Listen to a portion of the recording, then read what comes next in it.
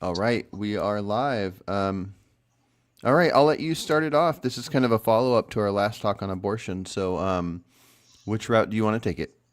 Well, you gave me the hypothetical kind of on the spot, and I hadn't put a whole lot of thought into it on what I would do if I was dictator of the United States and I could implement an abortion policy nationally that would be carried out as I intended for the best population growth and regulation possible.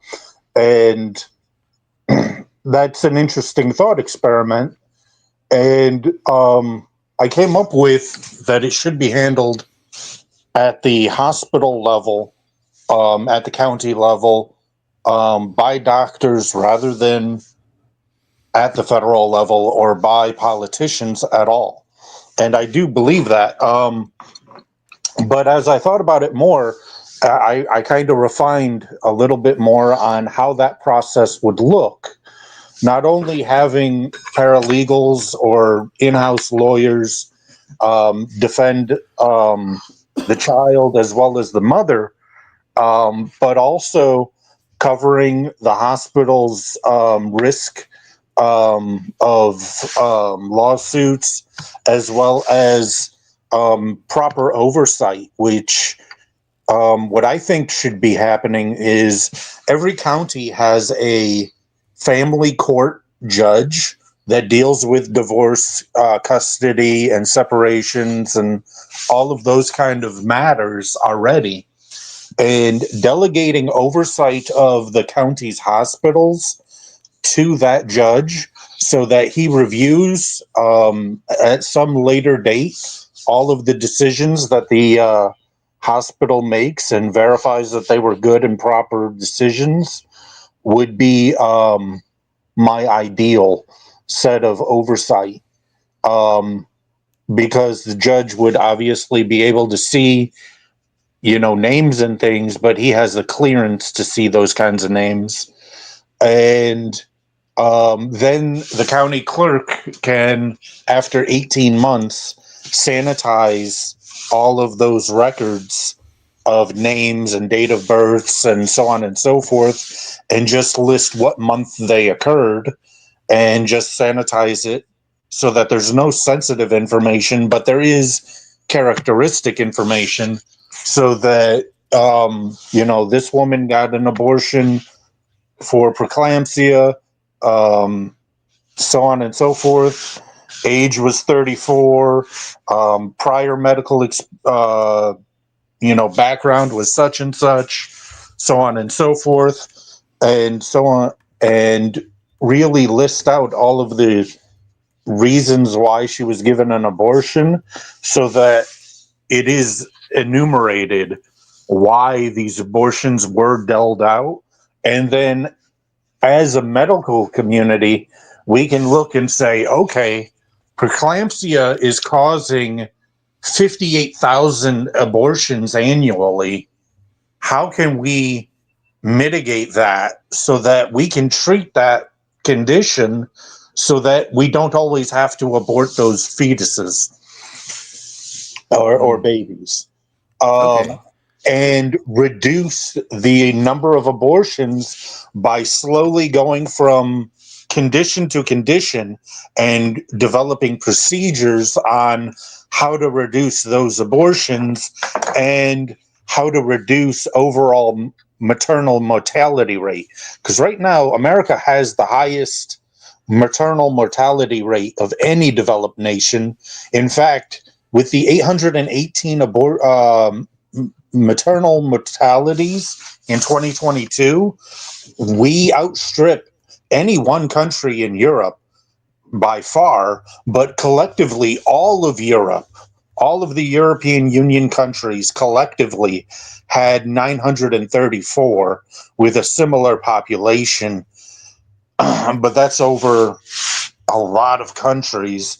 And percentage wise, we have the highest percentage of maternal mortality rates, along with reduced pregnancy rates and an exorbitant amount of abortions. We have right now around 5.2 million pregnancies annually for the past decade or so, averaged out. And we are averaging 1.4 million abortions annually. And we're getting somewhere between 3.3 and 3.5 million births a year. We need 6 million pregnancies. We need more than 5.5 million live births for our population to stop declining and to set up a prosperous future where we don't have to worry so much about Social Security collapsing and all of the social problems that come with population collapse. Gotcha. Okay. A handful of things to go over there, but first I want to go over how you view laws. So for me, when I think of things that I value, how I want like a society to run, I think it all comes down to laws. If there's something that I think should be illegal, then I want there to be something decided for either the country or for each individual state, and therefore, if I want it, that's where I look for it. I would want like it. So in our case in the U.S., I would want the Senate or the House to decide like this thing is legal or illegal. I'm trying to figure out how that works in with your idea that the hospital would make these decisions, because I wouldn't think they would naturally make a decision for a country's best outcome. Theirs might be more medically based slash whatever personal belief they have on if they value at what stage they value something. So I guess to see why you view it this way, it seems clear that you want, in our current situation, there to be hardly any abortions allowed. Now, if we leave it up to medical staff or doctors to make these decisions, what if in this world where you're the emperor of this world and or this country, and you decide to let the medical teams decide, and then almost all of them decide abortions at any time are fine? Then it would be I believe in county supremacy when it comes to proper governance. The less you can do at the federal level, the better a situation is my default. Okay. Gotcha. So Okay. that's why I would do it on a county by county basis, where the county family court is the one that's overseeing it. And and this also allows for a range of opinions and options. So in California, you may have a very liberal judge and a very liberal mindset in the hospitals there, where they're performing a really high level of abortions, whereas in Oklahoma, they have less than 1,000 abortions across the state annually. Um, and they're doing that daily in California. That's fine, because I believe that those forces will balance out where it's more stringent and you do get better population growth because of the diaspora of the United States and the freedom to move between states. I think that the counties and states that have a population growth bent to them. Sorry, I'm gonna have to drink something. My mouth is a little dry. Oh, you're fine. They will produce the kids, and then they'll move to big cities, or they'll move to states that have more economic opportunity and freely move between the states. And so having population growth in Iowa helps California, because thousands of people are going to move from Iowa to California to make it in Hollywood or whatever. Yeah. And No. Well, hold on, let me pause you real quick because I get what you're saying. I'm just wanting to make sure that your intention would be to try to encourage people to agree with you and hope that each of these counties would do something that lines up with it. But I'm just wanting to make sure well, that your opinion would be fine with if what you're asking for were to happen, it might make the population decline further. well, I have more faith in people not being destructive like that. I believe abortion is a very destructive policy. The way it was implemented with Roe versus Wade, doing over $100 trillion of economic damage. And I think that for the most part, a majority of the land mass in America is filled with people that understand that. And it is the very densely populated urban centers that have this laissez-faire. Yes, it's destructive, but there's plenty of people. We have a population crisis mentality, um, and we don't. All the humans on the planet can fit within the state of Rhode Island comfortably, and the population density would be lower than the city of Tokyo. Gotcha. Yeah. Well, so here's the thing, though. So, like, when we have arguments for certain things, we could say, "Here's a good argument for this. I want to convince other people to agree with it." I would say, in general, you have to get like the majority of a society to agree with something before laws will be passed, anyways, for the most part. But there's something about the lawmakers being a certain number that has an effect on it. If you're letting each county make these choices, then not only are you You're going to get over 1,000 different takes on it that yeah. are taking into account local situations. And the nice thing with there being over 1,000 counties, I think it's 1,230 something counties in the United States. Uh, the wisdom of the crowd effect, I think, will actually drive it towards population growth overall, because people will see.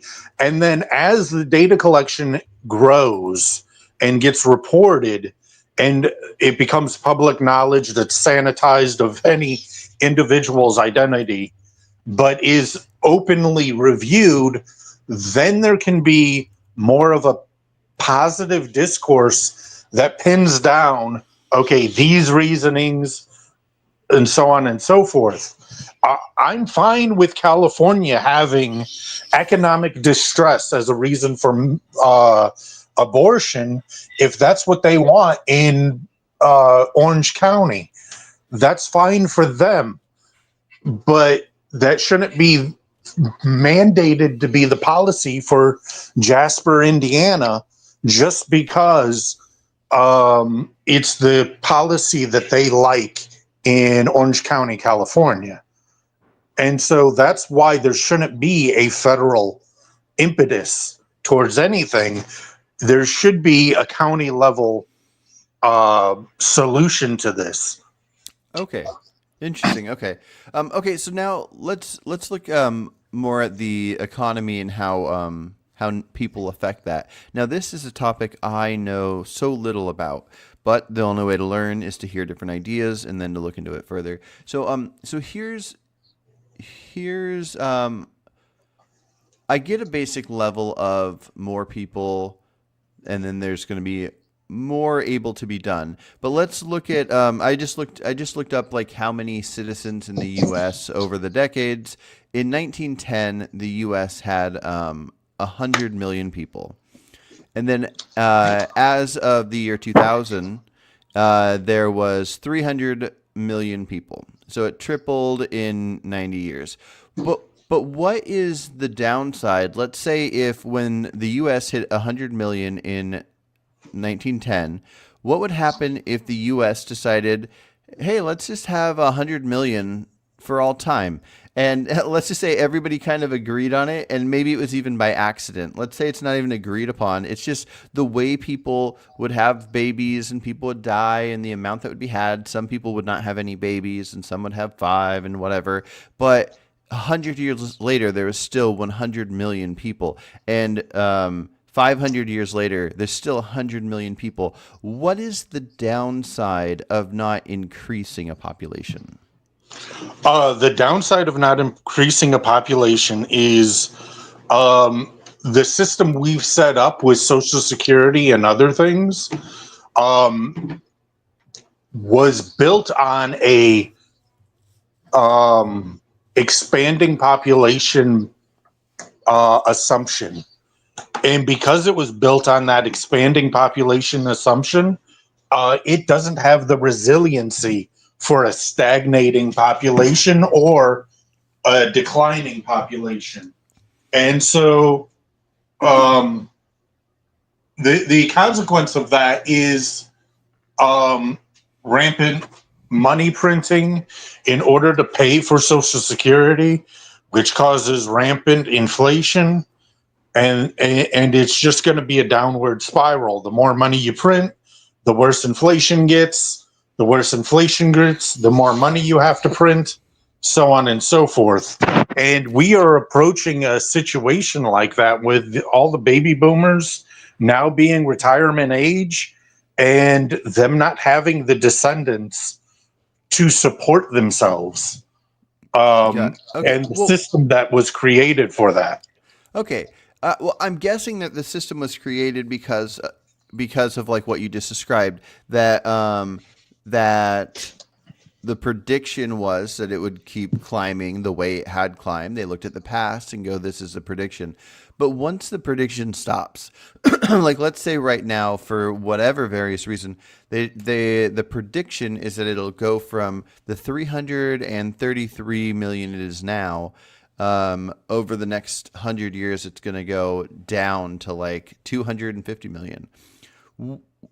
Do you, like, I'm trying to figure out the issue because predictions are good and guessing where things will go and aiming for that is good. I just can't quite understand how the number matters. Like if it went Okay. from let's say there was no prediction. Let's say for some reason humans couldn't even think of the thought of prediction and therefore they didn't make the choices that they made on prediction. What do you think the world would look like if in 1910 there's 100 million and then now there is 100 million? What's the downside aside from the prediction? Okay.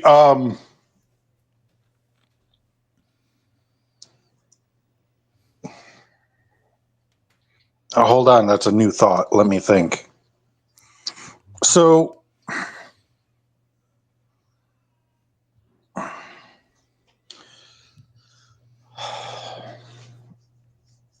um, And I know nothing about this, so that question might not even make sense. But if you have thoughts on it, I'm curious to hear it. well, if there was a stagnant population and the predictions were not expansionary in the 20s, 30s, and 40s, when Social Security was being set up,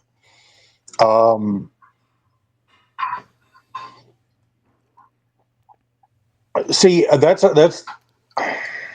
I'm not good at alt history, but we had improved farming techniques starting in the 1880s that was leading to the population growth. Because in 1900 we were at 88 million. Our population grew by 12 million from 1990 or 1900 to 1910, just off of the advent of agriculture.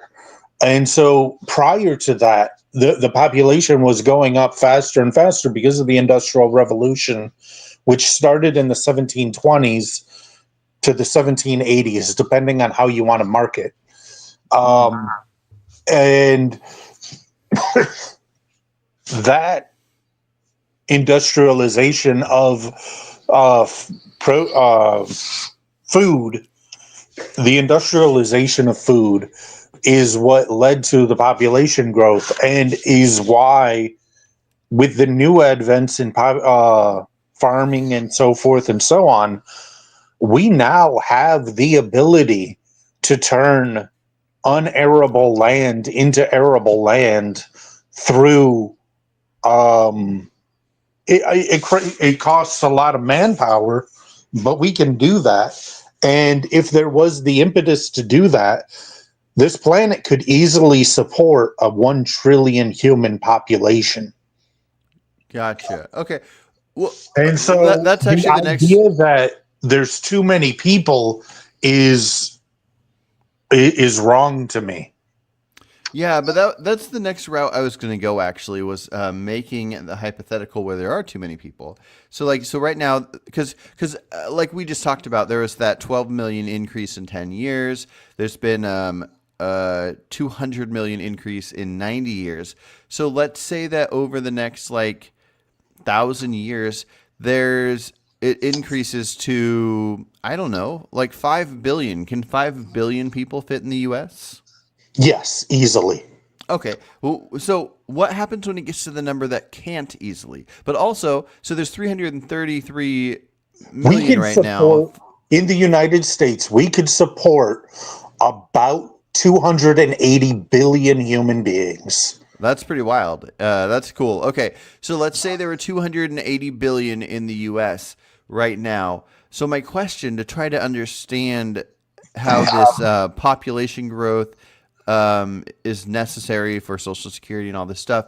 If we had, I think you said 280 billion Yeah. in the U.S., what would we want to predict, and how would that affect things over the next 100 years? It must be something like convincing people to have less babies so we can keep the 280, because anything more than 280 would be too many, right? No. Well, what's the number that's too many? So your answer will always be yes when I ask it. No, my answer is always yes because Einstein is a 1 in a billion human being. Hmm. If you had 280 billion human beings in the United States, you would have 280 Einsteins. No, fair point. I totally agree that, the more people there are, the more likelihood there is for innovation, and you have, yeah, there's definitely upsides. If you But had 280 billion human beings on Earth, every day you would have over 6 trillion hours of human effort put towards solving problems. I agree, and there's a lot of good to there. But what I'm trying to figure out is, at some point there is a cap, and I want to know what it looks like when that happens. So let's say in the U.S., not on Earth, in the U.S., what do you think the cap is? With the technology we have today, Hmm. about 280 billion. Okay, and then the thought is that with that many Einsteins, we're gonna come up with a really good way to have people above ground, underground, like Yeah. we can so fit more. Um, in a way, where are you saying that there will never be a number by that point? We could live on different planets and stuff like that, or Yep. Terraform Venus, terraform Mars, develop Titan, the moon, okay. and so on and so forth, and then get out of our galaxy. Okay, well let's work with a hypothetical where that doesn't happen, because I don't think you're insanely wrong. Like I have no idea, and that seems reasonable. We keep we've developed so much in the past 100 years. It's kind of insane. Like people in the 1980s might have thought it would be interesting to go back and show King Henry VIII what a vehicle looks like. But the people in the 1980s had no idea what was coming as far as cell phones and the internet. So yeah, the technology is crazy and it's going fast. But I do want to look at what problems exist when you do have a cap. So let's say that with how things are now, 280 is billion is the cap for the U.S. Yes, and we are less than 4/10 of that population cap. 4/10 of Yeah, 1%. yeah, that's fine. I just want to see what happens when you reach the cap. So let's say that Well, because we are at such a low population in relation to the cap, I have no fear of the cap. Oh no, I'm not talking about a fear of the cap. Um, I'm me being a person where population means nothing to me. I like in a sense I wouldn't care if there was 100 people in the U.S. or if there was 1,000 or 330 million or whatever. The outcomes might make me concerned if I see outcomes that I think are affected by population, but I just don't like, aside from wanting innovation, therefore I like the idea of bigger numbers. I like that there are billionaires. Innovation is good. I'm trying to figure out the need for creating more people. So I'm just trying to see, okay, so 280, let's say there's 280 billion people in the US and there's no room for anybody else. And even with innovation in this hypothetical, there's no way to fit any more people in the US or on any other planets or whatever. And so my question is, do like we Okay, must so your hypothetical is if I get to set that a woman who has 4 children gets a bronze medal and a 4% reduction in her federal taxes, and a woman that has 7 children gets a silver medal and a 7% reduction in her taxes. And once a woman reaches 10 children, she gets a gold medal from the president and a 10% reduction in her taxes for the rest of her life. And in 400 years of having that policy in place, we reach 280 million or billion, which is the cap of the technology we have today. And for some reason, there has been no advancements in 400 years yeah. of humans, and no advancements despite 280 billion people existing for the last 50 years at that time. I don't think that's a realistic scenario. I think those It might not humans be would realistic. solve those problems. Yeah, it might not be realistic. I'm just trying to figure out what to do. So like so I live in a city called Salem in Oregon. I'm not sure if you're familiar with it. Um, if we break it down to not looking at the U.S. or the Earth, we're just looking at this city, the city of the Salem, the on the map where the lines are drawn. At some point, if you start filling people in, like the 330 million people in the U.S., I don't think you could fit inside of the tiny town I live in. Um, you'd be surprised Okay, at so how maybe many you could, people. maybe you You could, but could probably fit about 50 million people in your county comfortably without any new buildings. interesting. Okay, so I don't know the best way to break this down, but okay, so like you probably couldn't fit more than a billion in here then. So you put a billion in the tiny town. I'm not talking about Oregon. I'm just talking about the town of Salem. Yeah. Okay, so what I'm trying to figure out is if you fill it so full that it's not too full for the resources, but it's so full that you cannot comfortably fit any more people in there. I'm trying to figure out where if all the people in there want to stay in there, the thing that makes most sense to me would be that it's known that when people are having more children, they're going to have to plan, unless people want to move out of the city, they're going to have to plan for a future that keeps that same number. So if we say it's a billion, then they're going to have to plan for a future where 50 years later, it's still a billion. So somebody might have two or three kids, and other people might have zero kids. But there would have to actually be an effort and maybe even laws in place preventing more children from being born. I'm not saying this should factor into what your stance should be in the real world and in the U.S. today or anything. I'm just trying to look at like what that means for a society once they reach their cap. Like, I think there'd still be plenty of innovation. We're talking about having crazy numbers of humans. There's like you were saying, the 280 Einsteins. But is there something wrong with having that cap's already there? It's not a cap that we're deciding. It's a cap that the amount of land we have is deciding. I'm just putting a little caveat of let's ignore potential progress of going to other planets or having big buildings in space or whatever. Yeah, well, the thing with it is,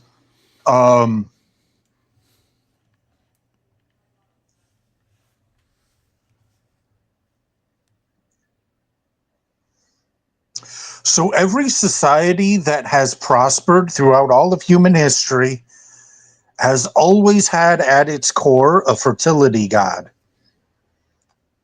And all of the civilizations that have had a culture focused around death, like the Aztecs and the Mayans that did human sacrifice and cannibalism and had death rituals and so forth, have all gone away. And so having a fertility bent towards society, like France does, where they do have those bronze, silver, and gold medals that they give women once they have 4, 7, or 10 children. That is the way to handle the situation, because women have an awesome responsibility. And I wish we had those medals here in America, because a woman having 4 children and raising them to adulthood to be productive members of society is just as valorous as a Bronze Star that a man gets in meritorious service to his country in combat. Those are equally valorous things. Gold Star is equally as valorous as a woman raising 10 children to adulthood to be productive members of society. And what I feel like is we have denigrated women and their ability to reproduce in this country and somehow turned it into a burden rather than the amazing magical blessing that it is. You know, Jim Gaffigan has that joke about pigs where they take an apple, which is essentially trash, and turn it into bacon. It's a magical creature. Well, women are the same. They can take a Reuben sandwich with no meat, add olives, onions, mushrooms, bell peppers, and make sure it's hot and melty, and turn that into a baby, a productive member of society. That's an actual order I got once when I was working as a short order cook. She wanted sauerkraut, Thousand Island dressing, Swiss cheese, olives, onions, bell peppers, and mushrooms on rye bread, hot and melty. And I was like, what? And she goes, yes, I am pregnant. Because, yeah, she was turning that into another human. And that's a magical thing. That's not something that should be denigrated, especially at a societal level.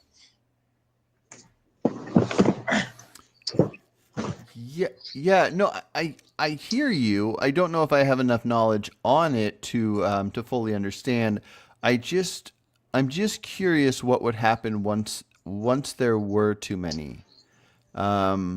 Because we are at less than 1% of the potential population of the planet, we have no reason to worry about that. Okay. That is an unrealistic worry to have, because we are at less than 1% of the overall population we can currently sustain.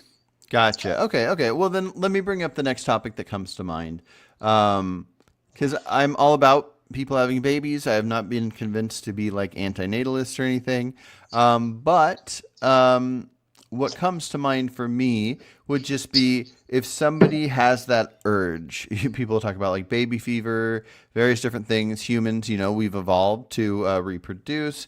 And so the majority have an urge to have children. They have the children, they raise them. Well, I that's the don't. problem. Millennial kids and Gen Z, less than 40% of them are having kids. Hmm. Well, yeah, I just well, real quick before we get to that, because I mean that's basically the topic I'm talking about. But I just like in my mind, if people want to have kids and that's an interest of theirs, and they're feeling very paternal and maternal, and they want to, they want to raise kids, they want a family, then they should. But I don't know if I like the idea of encouraging or incentivizing it'd be hard to split this apart, but I don't know if I would want people that don't have a strong interest in having kids to have kids just to further our amount of Einsteins we have. So, children born in adverse circumstances that have a rough childhood tend to be some of the most prosperous adults that we ever have as a species. Um, so there are the silver spoon kids like Bill Gates, who was raised in a very affluent family and has never had a day where he had less than $40,000 of assets his entire life. And so, yeah, there are those children. But if we only allow those children to be born, we'll miss out on um, Judge Joe Brown, um, who's a multimillionaire who had his daytime television show where he was a judge for years. He was born the sixth child on food stamps and was beat up, and he had his troubles, and he joined a gang when he was young. And when he was in jail for some crime he committed as a 16-year-old, he straightened up and went into pre law. And by 22 years old, when he was released, he had a pre law degree and went to law school and Yeah. became Judge Joe Brown. And you don't get Judge Joe Brown if the incentive structure is to force sterilization of economically disadvantaged people or of anyone. Sterilization, which is currently a thing the Supreme Court is looking at with transgender kids. Sterilizing kids and or cutting off healthy body parts is medical malpractice and is doing harm, a violation of the Hippocratic Oath. Plain and simple. Yeah, Like, yeah. they I'm just should trying not to. be actively sterilizing people for any reason unless they are duly convicted of a sex crime and it is well determined that that is a just punishment. Mhm. Gotcha, gotcha. Okay, well, let me hop over to another topic then. I think we might have briefly talked about this last time, but the idea of people that will be a severe drain on society, and I don't mean that in a negative way. I just mean that in a descriptive way. But like somebody with like Down syndrome or other. And again, if I'm not trying to be insensitive to anybody, and I don't. Like I personally, if I knew that a child I was going to have was going to have some severe issues, I would still have that child, and I hope I wouldn't regret that in the future. But as far as what we're talking about, as far as having more people in the workforce, more Einsteins, that kind of thing, I'm not sure if I understand why you wouldn't be in favor of aborting people that will have to be taken care of for their whole lives. So not only will they not be able to be productive members of society, but then the people that have to take care of them would only be productive in the sense of taking care of them. So can you remind me your thoughts on that? So the reason why I think you should allow them to be born and have medical treatment throughout their lives is so that, for lack of a better term of phrasing, they can be guinea pigs and we can learn from them so that in another 100 years, those limitations and birth defects are in fact not limitations, that they will be, that the level of medical care will grow to accommodate them in such that it will be able to cure them and bring them into a full productive member of society. And you need to allow them to exist and be treated medically and documented so that you learn the lessons and you develop more and more effective treatments so that you can get them to a point where they are productive members of society, to the point where it is irrelevant that they had cerebral palsy when they were born, as is it's irrelevant if somebody has blue eyes. Yeah. Because Interesting. I believe that medical advancements in the future will get to the point where it didn't matter that you had uh, ALS. You had ALS. Great. Take this pill for 6 months, and you're good to go. Gotcha. You'll Yeah. be cured, and you'll be as productive as anybody else. Hey, look, he had ALS as a kid, and now he won a gold medal in the Olympics for whichever event. Gotcha. Gotcha. Interesting. Do you think that will most likely be something that is cured pre-birth or after birth? After birth. Okay. Interesting. Okay.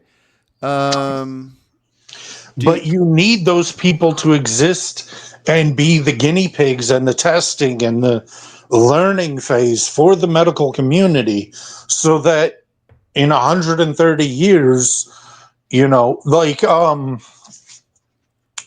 uh diabetes, um we we, we now have the ability to extend the life indefinitely of somebody who has diabetes.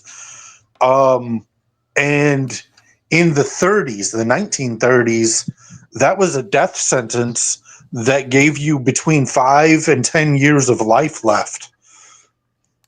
mm, And so, like, as medicine advances, we cure more and more things.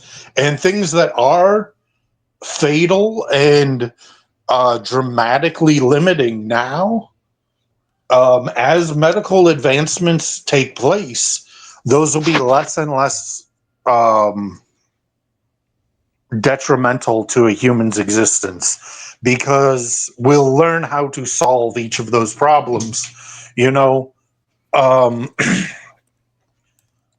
eventually, I see a future where if we do have enough humans and we do make enough medical progress that we can reach limits that we currently don't seem as reasonable or possible. Just like nobody in 1880 thought that it was going to be possible to communicate, face to face between Louisiana and Salem, Oregon. Like they couldn't picture that back then, but now we take it for granted because it's established. Likewise, in 2188, the medical acumen of that society will be such that the concerns of people with insert disease here will be laughable. Why were we ever concerned about that? yeah, It I was mean that's a solved. no. I think that's a fair point. Can you remind me if I have heard this already? Is there a number like a percentage of increase that you think is ideal, or maybe a number a total number that you think is ideal to keep happening year after year after year? Right now, I would look at around 6 million live births annually in the United States as an achievable benchmark that policies should be aiming towards. 6 million yearly? Yes. Okay. Um, and because the reason I ask is because, like, in one sense, you might want there to be like billions of people just existing. It does it matter if it's a slow increase versus a fast increase? Um, it depends. Yes, there is a too fast increase. So if we increase the population too quickly, there can be problems with that because you have there was issues with the baby boomers because we went from having very few kids because all the men were off at war for 6 years, from 38 to 44 or 46, depending on the situation of World War II. Um, because there was a reduced birth rate for those years, natal care systems were, you know, derelict. And then all the men came back from war and they had wives and girlfriends that were both pregnant. And we went from having very few kids for 6, 7 years to now all of a sudden we're having, I think the highest birth rate was in 1953 at like 8.8 million babies. Um, and the system wasn't designed to go from hundreds of thousands of births in 1942 to 8.8 million in 1953. That's Mm, what the baby boom was. But we adapted, we figured it out. And because that's what people do, we've got a future generation. We need to figure things out and, help them along. And we gotcha. need another baby boom where we're having around 6 million annually. But if we institute universal basic income, and having a child means getting another income of $4,000 annually or whatever UBI is going to be, and that incentivizes a baby boom, um like we will adapt. More people will come out of the woodwork to work as teachers because there's such a high demand, and the society will adapt to the pressures that a large increase in children bring, because everybody has the innate understanding that in providing for children you are providing for the future. Mm-hmm. And Gotcha. so those accommodations sometimes are painful and some require massive amounts of restructuring, but those are good things because that means the future is bright. And right now there's so many people that do not have hope for the future that a large amount of kids coming into the world and shifting everybody's attention to the prosperity of the future rather than looking at it as, we're going to die any minute because Russia's going to send nukes and we're going to go to World War III, all of this stuff. Like, we need to get an optimistic worldview again because there is so much to be optimistic about. Gotcha, gotcha. I got a question for you in chat from somebody watching, and then after that, I have a couple more questions for myself, and then I got to hop off here. But the question in chat is if we can figure out unprecedented birth rates, let's see, from baby boomers, why can't we figure out low birth rate, which is just the inverse? We are. That's why so much machinery has taken over, um, the the place of human effort. The reason you have kiosks rather than cashiers is at McDonald's and Burger King and all of these places is because we don't have the humans. We need technology to be a stand-in for human beings. And it's not just that, when it comes to sunflower seed packaging, that used to take a lot of humans, and now it's done almost entirely automated, where the only humans are two guys sitting in a control room and all of the truck drivers coming in and delivering supplies and being offloaded almost entirely by machines and a few mechanics working on the machines when they go down. I would not that I think it necessarily means that we should have less kids or anything, but I would say that all the things you're saying are a good thing. Now I don't know if those came from that. I would guess that it might be a mixture. It might be like, oh, we need this now because we have less people, but also we just now have the capability of creating these machines where people can check out their own groceries or rent their own movies from a Redbox and all these various different things like you're talking about. I would guess it's a combination of the two, but I don't think it's a bad thing, which I'm guessing you don't think either. It's not a bad thing. It's just that it's a burdensome thing with the way the economy was set up in the 1920s, 30s, and 40s, and the liberal economic order that was put in place internationally with the League of Nations and the United Nations. They're all based upon a expanding population model, and now they are failing and being rejected worldwide because that's not the world we live in.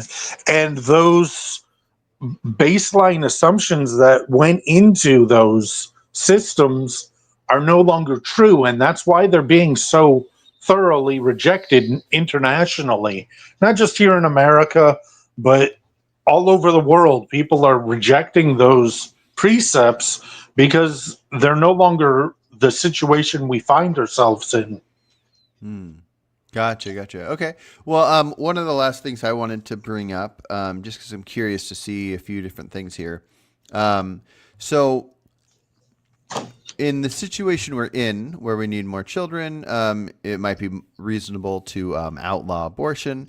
But if the numbers were better, then you would adjust that. So you would take something that you think might be somewhat of a right, like let's say somebody aborting a just fertilized egg, so taking like a morning after pill.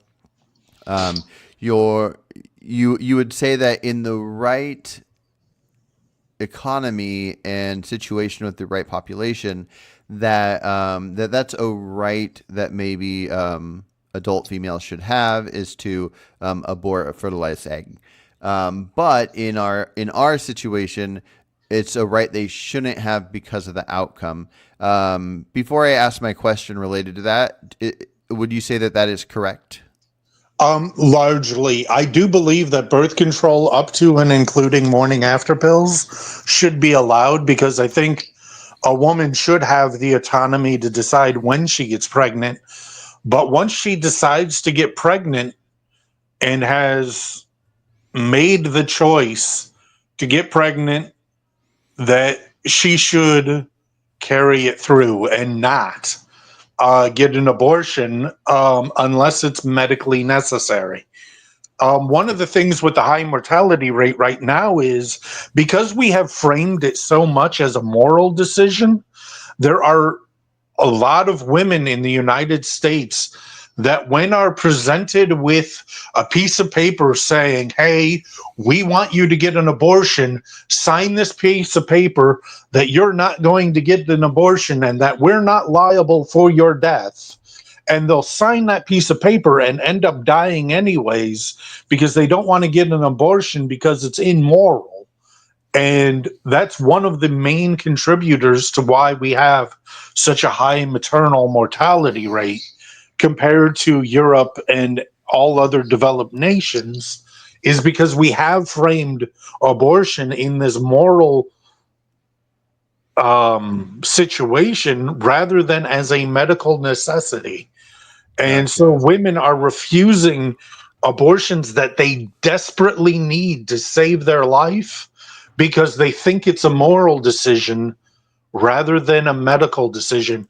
And what my goal is to remove it from moral decision and make it strictly a medical decision so that we can reduce the maternal mortality rate and reduce overall abortions as we solve more and more problems to increase the amount of success we have with the live birth rate to pregnancies. Gotcha. Well, yeah. Well, I think these can be multiple things. I mean, something could be a moral issue, but also it could be a different type of issue. And then also, I do agree with you that the framing of arguments can have a negative impact on what somebody's wanting. But real quick, I had a couple questions that I want to make sure I get in before I got to go, and I'm not sure if I quite follow why in your situation you would want there to be birth control. I would think that if the numbers are low, and let's say you don't feel quite comfortable forcing people to have babies and to have sex to have babies, that you would say until the numbers get where they're at, we're going to make all birth control illegal, no condoms, no pills, none of Oh, that. And I don't get why that wouldn't be something you'd be in favor of. okay, so let me refine that and explain it a little bit better. I Okay. do not believe married couples should be allowed birth control because they have already entered into a contract to produce as many productive members of society as they can. They should not be allowed birth control. However, single women should be allowed to have birth control because children out of wedlock are uh, disproportionately disadvantageous for the society in which they're born into. And so single women should be allowed birth control, but married couples should not be allowed birth control because we need them to raise as many kids as possible. Okay, And we interesting. need to incentivize and encourage marriage among young people so that we can get as many live births out of that community as possible.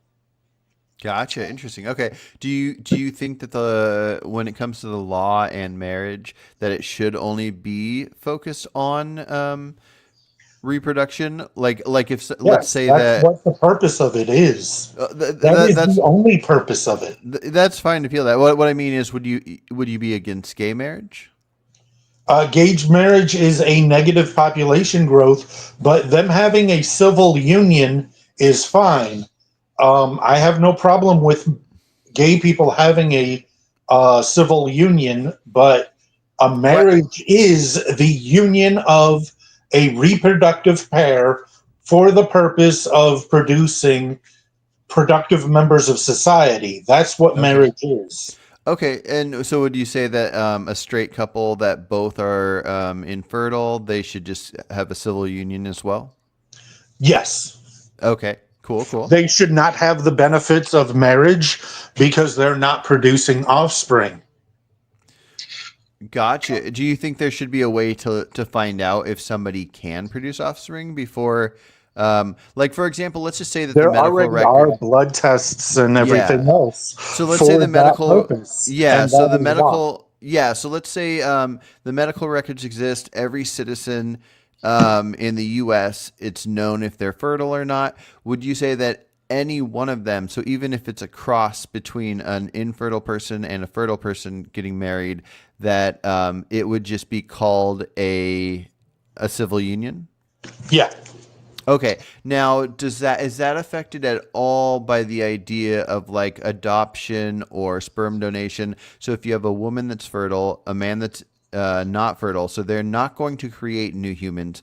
But if there is some kind of incentive, as far as like taxes you would get on your tax return for having a dependent, would that just be would that look like a civil union that has tax benefits because of raising a child, or in that Yes. case, okay, gotcha. But the word marriage you would like to stay just for people that can create new life, specifically the two people. So if the woman had a friend that was going to just hand over a bag of sperm and she was going to be pregnant, but she wanted to be married to this person that was infertile, they're both going to raise this child together that she's going to give birth to. That is still a civil union with benefits, with taxpayer benefits.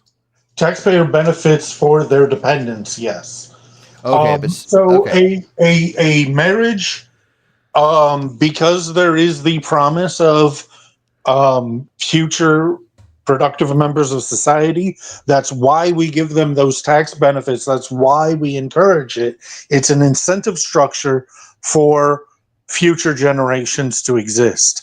And civil union is just a legalized notation that this is a set couple that wants everybody to know that they are a set couple that are monogamous and exclusive, and they want everybody to know that. Sure, that's absolutely fine. I have no problem with that. What I want is that the term marriage is a reproductive pair that is engaged in attempting to produce as many productive members of society as they can, whether Okay. that's 3 or 13. It's up to them. But Yeah. Okay. Well, let me. Sorry to cut you off. I do got to get going, but I wanted to hammer down a couple ideas real quick. And this is very fascinating. Okay, so let's say that we look at a civil union where there's going to be children involved, and then there's a marriage where there's going to be children involved. Now, due to the marriage being people creating new children, there there's going to be certain incentives. There's going to be, like you're talking about with France. There's going to be just a certain type of incentive. And then with this civil union over here, that let's say they're going to adopt somebody. There's also incentives, but they look different. They're less. They're less incentives. So we have incentives here and incentives here. Instead of having different names like civil union and marriage, let me know why you'd be against the idea of all of it being referred to as marriage, but the ones that have no kids in any form, they just are married, but it means nothing. And then the ones that adopt, they have their benefits that are less than the ones that are creating new humans that have their benefits. If somebody wanted to argue for this, saying, let's just call it all marriage, this means a lot to a lot of people for some reason, what would you have against that if the incentives were all in the exact same right places? okay, so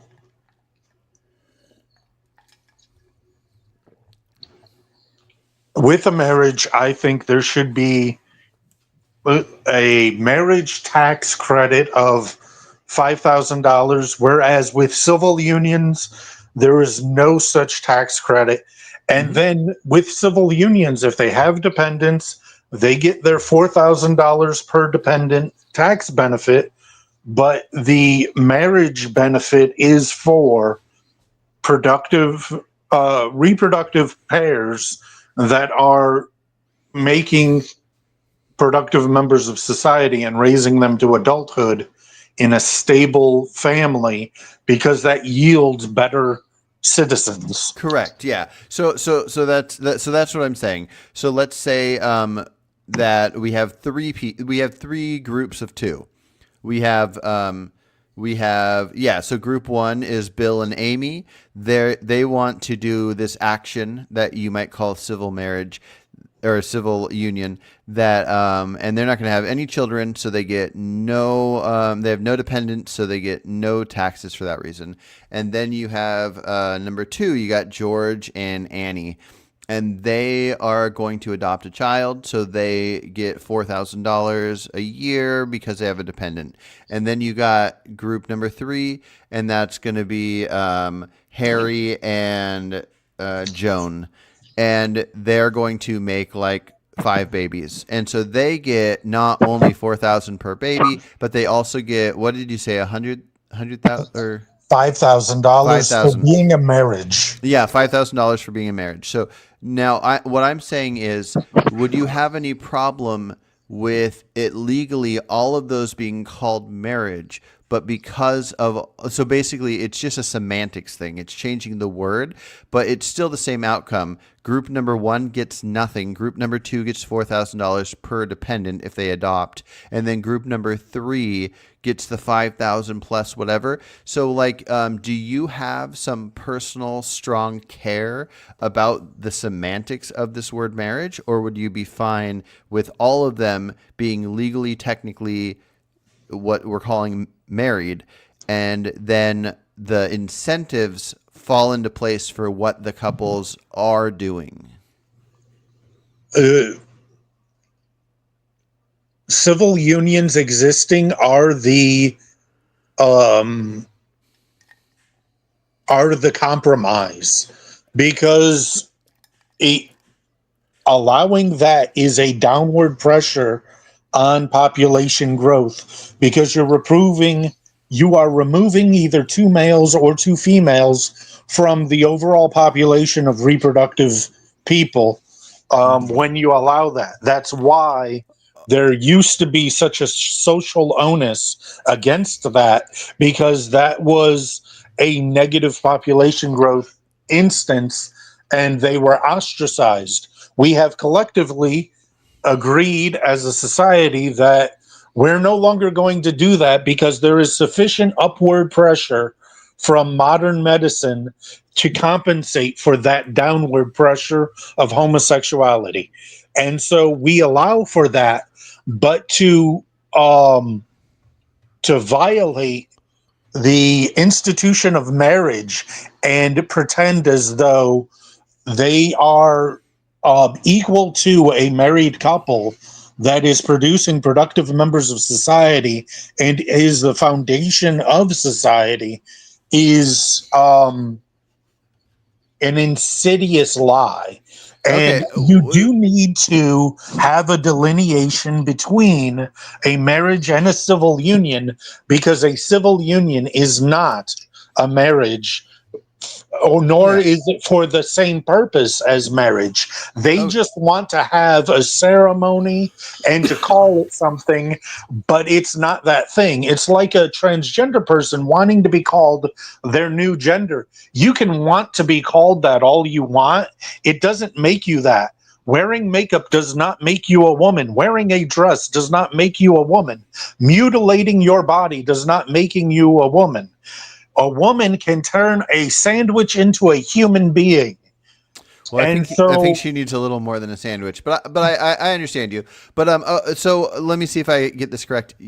You are saying that that calling it a civil union instead of a marriage is almost like what you would view as a deserved punishment of sorts. Like, we'll allow this to be a thing, but it's almost like because you're doing the wrong action, we will make it more of a shameful thing by giving it this name. That's the only thing I can imagine, considering that we're just talking about semantics for the most part.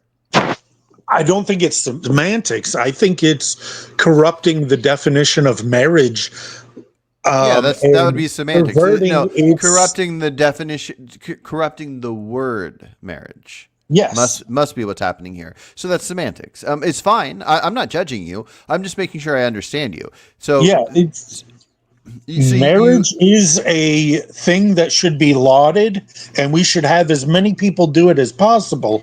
But a civil union is not marriage Yeah, yeah. So you think that by the definition. action of what you're calling marriage is so valuable and so good in your mind that you think it's very important that it has its own word and that word doesn't get shared. I get that. Yes. Yeah, I don't agree with it, but I get it. I totally understand it. Maybe I'll agree with it someday, and maybe you'll convince me. But I'm mostly trying to make sure that I understand and follow what you're saying, and I think I do now. So yeah, very fascinating, very fascinating. And then let me see if I'm guessing this correctly. Do you think what would be best for humans to do in a society would be, let's say somebody is gay, this gay man is capable of having children.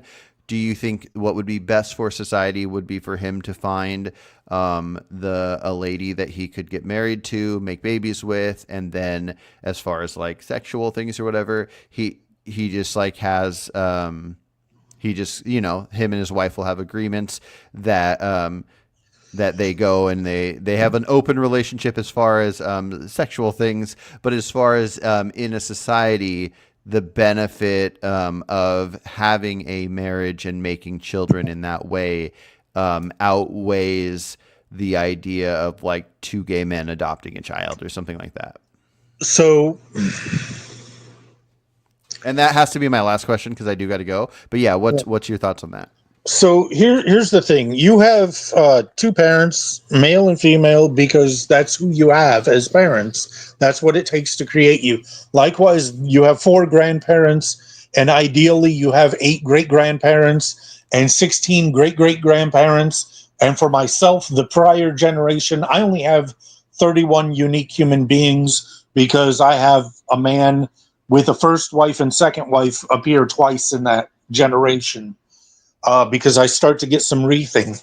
But the thing is that for hundreds of thousands of years, generations of males and females have gotten together and created the next generation. And that is to be lauded. And that is what should be put in front of as many people as possible. Mm-hmm. Excuse me, as many people as possible, because homosexuality is a choice, in my opinion, and it is a betrayal of all of those generations before you, that you're saying that your predilection to be attracted to someone of the same sex is more valuable than all the prior generations and their effort to bring new offspring into the world and raise them to be productive members of society. That all of that work was for nothing, that you're just going to not reproduce, and so on and so forth. And I think that that is a really poisonous ideology, and that those people should learn to get along and create more generations. And if they have kinks that they want to get out in a dungeon somewhere behind closed doors and then live a normal, natural life and have a wife that she also has predilections and they work those out in a dungeon somewhere, Yeah.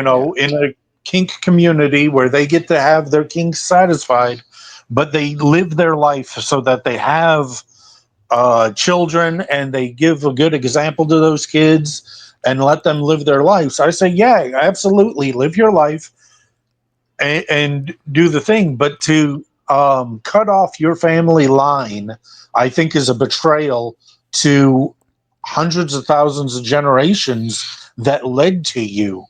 And Okay. I see it more as I guess, an ancestor worship thing and an obligation.